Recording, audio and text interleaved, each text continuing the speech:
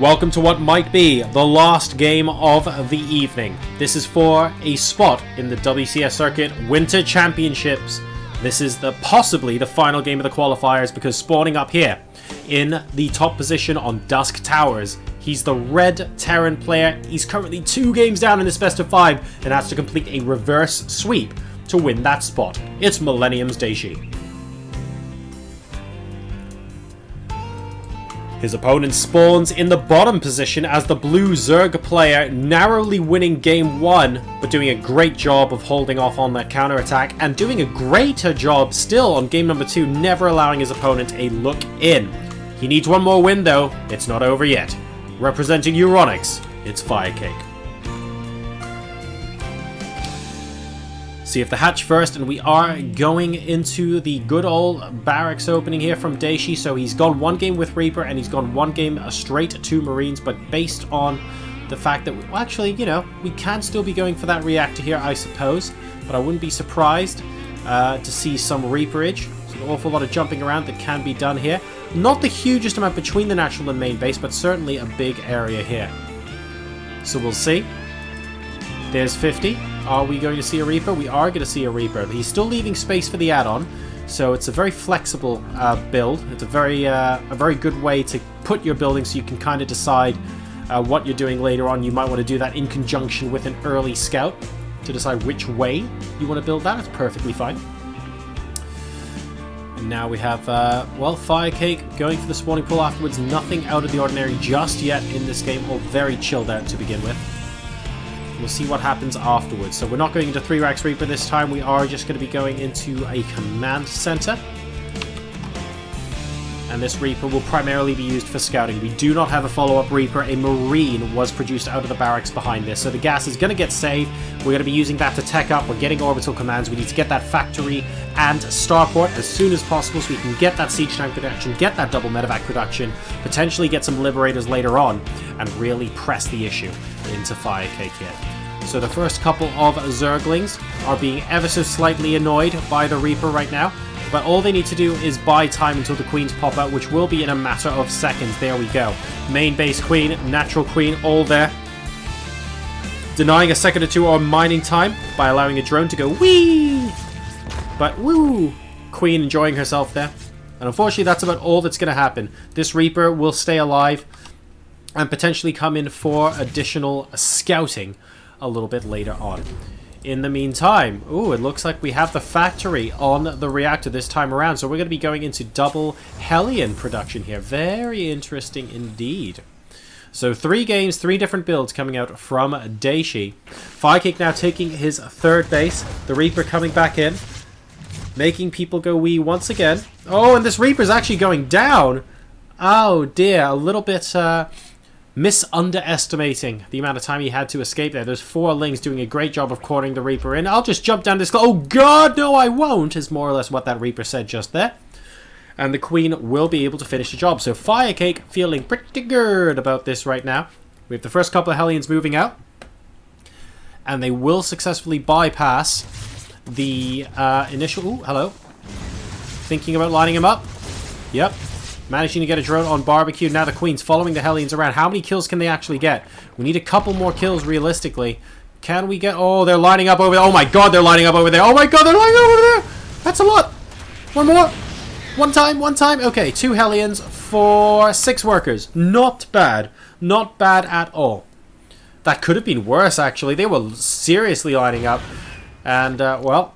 That gets picked off at the natural as well. 8 workers for what I believe is 4 Hellions.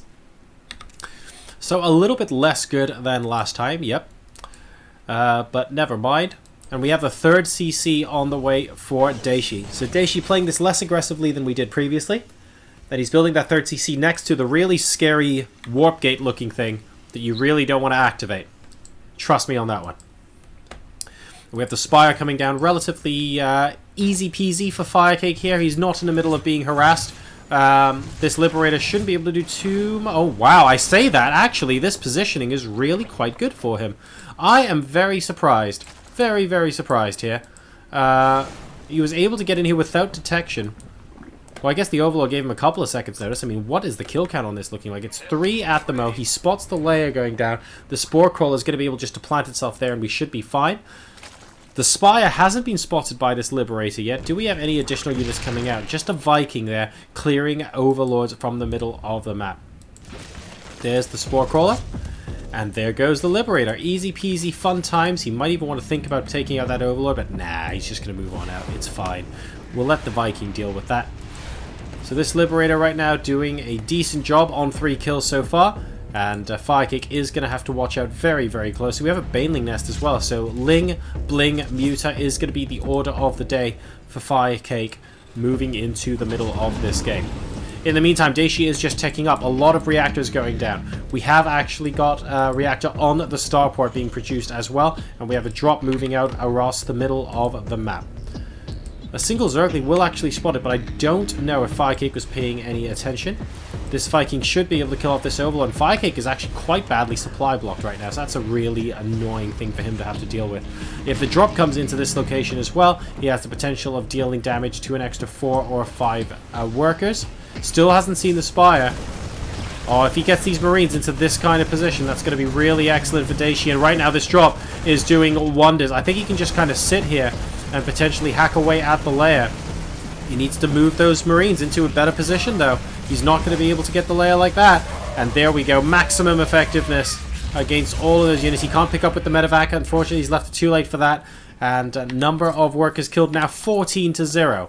But worker count 50 to 47. Well, actually, he's doing an alright job. The third base is only just down and only just starting to mine, though. And we have FireCake with a counterattack moving in, using the Mutalisks on one side and potential Ling run by into the Natural on the other. He won't be able to do anything with the Lings because siege tanks, the Mutas, though, might be able to kill these workers off, stop the missile turret from going up, and potentially sneak into the main base as well.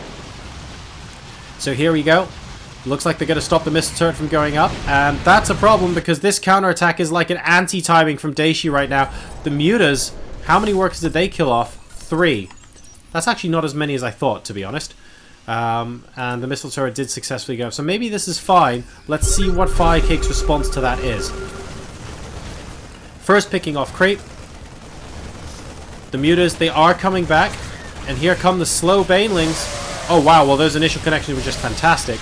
Unfortunately, what remained of them got picked off by the siege tanks there, so he has to be very careful. 3 Queens and Mutalisks now fighting for the attention of these Marines, and they're actually doing an awfully good job. FireCake needs to be careful. 89 supply versus 111. The Mutas are around the back. They're going to try and pick off the siege tank. The Marines are running around trying to kill the Mutas, and the drones. Wow, the drones will success. Oh, the drones almost pick off the siege tank. Oh god, everything goes down, and this is almost certainly now going to become a game number 4. Dayshi.